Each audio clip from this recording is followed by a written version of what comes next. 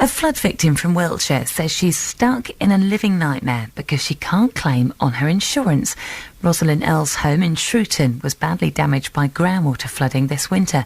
She's since discovered the Icelandic company involved in her claim has had its licence withdrawn. 66-year-old Roslyn Earle's home in Shrewton's been badly damaged by groundwater flooding, and the repair bill will be tens of thousands of pounds. But when she made her claim, she discovered her policy was with an Icelandic company which has had its licence withdrawn. Everything is completely ruined. There's nothing left, nothing salvageable at all in the house downstairs because everything was left for so long in water.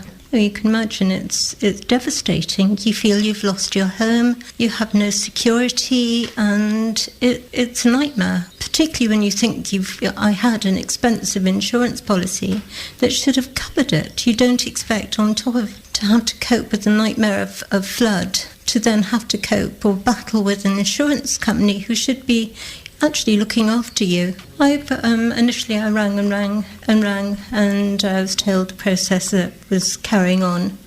The company I dealt with must have known almost immediately that the insurance company couldn't meet my claim because the Icelandic government had effectively withdrawn them, and they didn't tell me. Yes, I have been back to the property, but I find it very distressing indeed. As I say, all my furniture is ruined and everything I have now is just borrowed.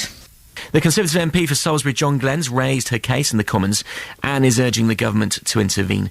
Roslyn Earle has been forced out of her own flooded home because the insurance she placed with an Icelandic company, the licence was withdrawn at the point of her making the claim. Could we have a statement from the relevant minister about how the government will address such issues to ensure that my constituent can get the payout that she thought she'd paid for and that clearly she deserves?